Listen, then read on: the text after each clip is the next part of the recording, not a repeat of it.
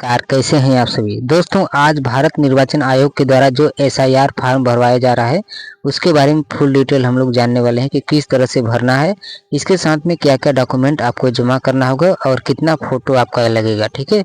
और कहाँ पे क्या भरना है, क्या छोड़ना है, इन सभी के बारे में हम इस वीडियो में हम जानकारी देने वाले हैं, ठीक है। तो इस वीडियो को पूरा आप लोग वॉच करिएगा और बिल्कुल भी स्किप मत करिएगा क्योंकि ये काफ़ी इन्फॉर्मेटिव वीडियो है। तो इसको आप लोग ज़रूर पूरा देखिएगा। और देखिए, इसके साथ में आपको दो मिला होगा, जैसे मेरा एक है, इसके पीछे भी एक है, ठीक है। तो दो प्रति आपको मिला होगा। उन दो प्रतियों में से कितने प्रतियों को भरना है, अगर एक प्रतियों को भरना है तो उसको किस तरह से भरना है, एक प्रति को नहीं भरना है तो उसको कहाँ पे रखना है, किस तरह से रखना है, इन सभी के बारे में हम लोग जानने वाले हैं, ठीक है। तो बन रहे चैनल पे नए हैं तो लाइक शेयर सब्सक्राइब कर दीजिए। चलिए आज के वीडियो को शुरू करते हैं। देखिए, भारत निर्वाचन आयोग के द्वारा पहले तो समझते हैं कि एसआईआर क्यों करवाया जा रहा है, ठीक है। देखिए 2002 या 1 में एसआईआर करवाया गया था। इससे पहले इस समय अभी वर्तमान में बहुत सारे फर्जी वोटर आ चुके हैं, ठीक है। जिसकी पात्रता रद्द करने के लिए भारत निर्वाचन आयोग क्या कर रहा है, एसआईआर फिर से दोबारा करवा रहा है 2025 में। इससे होगा ये कि जो भी फर्जीवाड़ा हो रहा है वोटरों के द्वारा तो वो नहीं हो पाएगा, जिससे कि भारत निर्वाचन आयोग के द्वारा निष्पक्ष चुनाव करवाया जाएगा और आपका जो भी आप लोग प्रतिनिधि चुनना चाहते हैं वो अच्छे से चुन पाएंगे, ठीक है। तो इसलिए एसआईआर करवाया जा रहा है और आप सभी को एसआईआर में अपना पार्टिसिपेट करना है, ठीक है। चलिए, तो आज के वीडियो में सबसे पहले हम लोग शुरुआत करते हैं कि एसआईआर का हम लोग कैसे फॉर्म फिल कर सकते हैं, उसके बाद क्या डॉक्यूमेंट इसके साथ लगेगा और फोटो आपको कितना लगेगा और क्या क्या चीज़ों किन किन बातों का ध्यान देना जरूरी है, इन सभी के बारे में हम लोग चलिए एक एक करके चर्चा कर लेते हैं, ठीक है। देखिए, सबसे पहले यहाँ पे आप लोगों को ईपीआईसी नंबर दिया होगा, तो ईपीआईसी नंबर आपको डालना है, ठीक है। यहाँ पे देखिए अपना आधार कार्ड लेके बैठिएगा, आधार कार्ड लेके बैठेंगे और अपने माता पिता का जो आपको ये प्रति मिला होगा माता पिता का, उनका लेके बैठिएगा, ठीक है। अब देखिए सबसे यहाँ पे देखिए सबसे ऊपर है जन्म तिथि, तो यहाँ पे जन्म तिथि किसका डालना है, आपको अपना डालना है। तो जन्म तिथि यहाँ पे डाल दीजिएगा। दिन, सबसे पहले दिन डालिएगा, उसके बाद देखिए माह लिखा है माह डालिएगा, उसके बाद वर्ष डालिएगा, ठीक है। और इसी तरह से बीच में जो स्लैश वाला निशान है, स्लैश वाले निशान को आप लोग करते जाइएगा, ठीक है। यानी कि आज जैसे आज कितना है 26 तारीख है तो 26, फिर डैश डाल के जो मंथ चल रहा है मंथ डालिएगा, नवंबर, उसके बाद 11 महीना चला है तो 11 डालिएगा, फिर स्लैश डाल के 2025, ठीक है। तो इसी तरह से जो आपका डेट ऑफ बर्थ है, डेट ऑफ बर्थ जो आधार कार्ड पे आपका है वही वाला डालिएगा, ठीक है। इसके बाद देखिए यहाँ पे आधार संख्या वैकल्पिक लिखा हुआ है, यानी कि आधार संख्या आपको यहाँ पे डालना है जो वैकल्पिक लिखा हुआ है, तो यहाँ पे आपको आधार संख्या डाल देना है। इसके बाद देखिए इसके नीचे है मोबाइल नंबर, तो मोबाइल नंबर अगर आप चाहे तो डाल सकते हैं, नहीं चाहें तो नहीं भी डाल सकते हैं, ठीक है। तो मेरा सजेशन यही रहेगा कि आप लोग डाल दीजिएगा, बाकी आपकी मर्जी, ठीक है। इसके बाद देखिए यहाँ पे पिता अभिभावक का नाम यहाँ पे लिखा हुआ है, यानी कि आपके जो पिता है या फिर पिता के अलावा अगर कोई अभिभावक हो जो आपका गार्जियन हो उसका यहाँ पे नाम लिखना है। इसके बाद देखिए पिता या अभिभावक का ईपीआईसी संख्या यदि उपलब्ध हो, ठीक है। तो अगर उपलब्ध है तो यहाँ पे आपको डाल देना है। ऊपर देखिए जो ईपीआईसी मेरा यहाँ पे दिखाई दे रहा है नंबर, इसी तरह से आपके पिता या अभिभावक का भी ईपीआईसी संख्या होगा, ठीक है। तो उस संख्या को यहाँ पे डाल देना है। इसके बाद देखिए माता का नाम आपको डालना है, आपकी जो माता जी हैं उनका नाम डाल देना है और उनका नाम कौन सा डालना है, जो आधार कार्ड पे दिया हो, ठीक है। बिल्कुल भी आप लोग गलती मत करिएगा इस फार्म को भरते समय। अगर एक गलती हो जाता है तो दूसरा फार्म आपको मिला हुआ है तो दूसरे फार्म में आप लोग गलती मत करिएगा, ठीक है। अगर गलती होता है तो उससे पहले आप लोग एक दो फोटो कॉपी करवा लेंगे तो और भी अच्छा रहेगा। बाकी दो तो दिया हुआ है पहले से ही, ताकि आप लोग का अगर एक फार्म गलत हो जाए तो दूसरा भी आप लोग भर सकते हैं। इसके बाद देखिए यहाँ पे माता का नाम लिख देना है।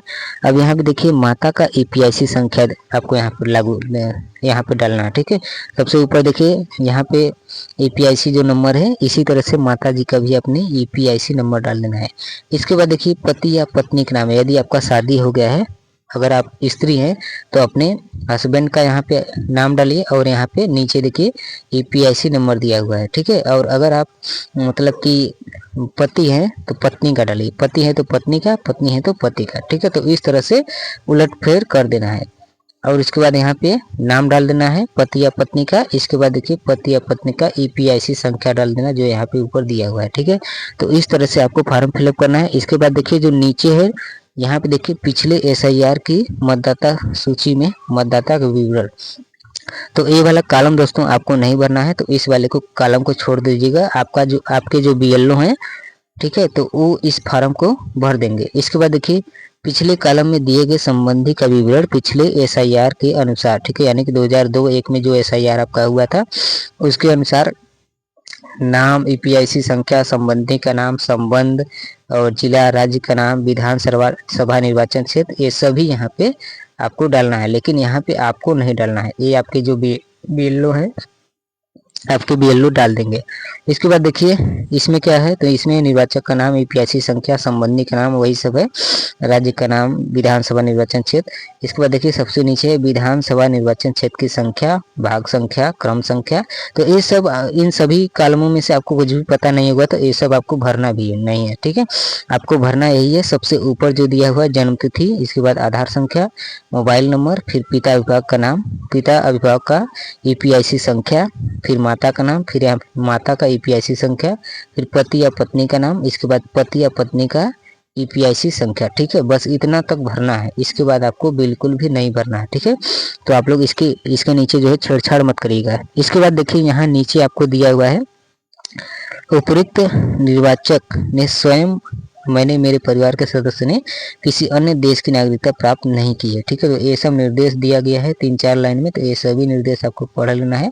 इसके बाद देखिए सबसे नीचे वाला खास है, यहाँ पे दिया हुआ है, मैं इतर द्वारा घोषणा करती हूँ कि मेरा सर्वोत्तम जानकारी और विश्वास के अनुसार ऊपर उल्लिखित निर्वाचक होने के नाते मेरे परिवार का सदस्य भारत का नागरिक और मुझे ज्ञात है कि आवेदन के संबंध में कोई ऐसा कथन या घोषणा करना जो मिथ्या है और जिसके बारे में जानना मानता हूँ वह मिथ्या है या जिसके सत्य होने का मुझे विश्वास नहीं है। लोक प्रतिनिधित्व अधिनियम 1950 अनुच्छेद 43 को धारा 31 के अंतर्गत 1 वर्ष तक के कारावास या जुर्माने का या दोनों से दंडनीय होगा, ठीक है। तो इस बात का आप लोग ध्यान रखिए, कोई भी गलत जानकारी मत दीजिएगा, नहीं तो आपको 1 साल का जुर्माना या फिर कारावास भी हो सकता है। तो इस बात का आप लोग बिल्कुल ध्यान रखिएगा। इसके बाद देखिए नीचे दिया गया है मतदाता या किसी अन्य वयस्क पारिवारिक सदस्य के हस्ताक्षर, ठीक है। यहाँ पे मैं ये समझा देना चाहता हूँ कि अगर आप खुद अपना फॉर्म फिल कर रहे हैं तो यहाँ पे मतदाता यानी कि अपना सिग्नेचर कर सकते हैं। जैसे ये मेरा देखिए फॉर्म है यहाँ पे पंकज कुमार से, तो इसका मैं सिग्नेचर कर सकता हूँ। लेकिन अगर आपके सदस्य जो भी आपके घर में है, अगर आप उनका फॉर्म फिल कर रहे हैं तो यहाँ पे सिग्नेचर आपको नहीं करना है, यहाँ पे अभिभावकों से करवाना है। यानी कि जो आपके बड़े हैं, जैसे आपके पिताजी हैं, अगर उनको सिग्नेचर करना आता है तो उनसे करवा सकते हैं, या फिर आपसे कोई बड़े भाई हैं तो आप उनसे करवा सकते हैं, ठीक है। तो इस बात का आप लोग ध्यान रखिएगा, अगर आप छोटे हैं तो आपको नहीं करना है। इसके बाद देखिए सबसे नीचे बीएलओ की घोषणा है, यहाँ पे बीएलओ की घोषणा है कि मैंने उपरोक्त विवरण को पिछले एसआईआर मतदाता सूची सत्यापित कर लिया है। तो ये बीएलओ काम है, अपना नहीं है। यहाँ पे देखिए फिर बीएलओ के हस्ताक्षर है, ठीक है। तो यहाँ पे बीएलओ का हस्ताक्षर होगा, मोहर ठप्पा लग जाएगा। तो ये रही फार्म फिलअप करने के बाद सबसे ऊपर जो दिया हुआ है बस इसी को आपको फिलअप करना है। इस वीडियो को आप 2-3 बार देख लेंगे तो अच्छे समझ जाएंगे। इसके बाद देखिए यहाँ पे फोटो दिया हुआ है और यहाँ पे देखिए वर्तमान फोटो चिपकाइए, यहाँ पे लिखा हुआ है। तो यहाँ पे आपको वर्तमान अपना एक फोटो चिपका देना है और आपके घर में जितने भी सदस्य उन सभी का एक फोटो यहाँ पे चिपकाना है, ठीक है। और जमा करने के लिए आपको 2 कॉपी दिया हुआ है, तो 1 कॉपी आपके पास में रहेगा और 1 कॉपी आपको दे देना है बीएलओ साहिबा को, ठीक है, या बीएलओ साहब, बीएलओ साहिबा जो भी है आपके गांव में उनको दे देना है। तो इस तरह से आप लोग को फार्म फिलअप करना है और फार्म फिलअप करके बीएलओ साहिबा को दे देना है, बीएलओ साहब को दे देना है, ठीक है।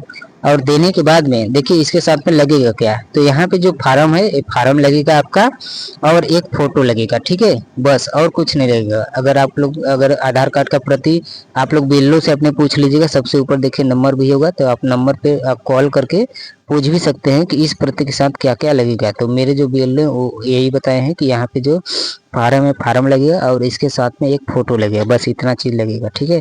और आपकी यहाँ पे जो जानकारी है इसको आपको भर देना है, भर के जमा कर देना है, ठीक है। और इसको जल्दी से जल्दी करिए क्योंकि इसमें लेट नहीं करना है। अगर लेट करते हैं तो अगर आपका फार्म नहीं जमा होता है तो आप भारत सरकार के निर्वाचन आयोग से जो नागरिकता है वो भारत सरकार की नागरिकता आपसे छीन ली जाएगी। ठीक है, तो इसलिए SIR को आपको करना जरूरी है।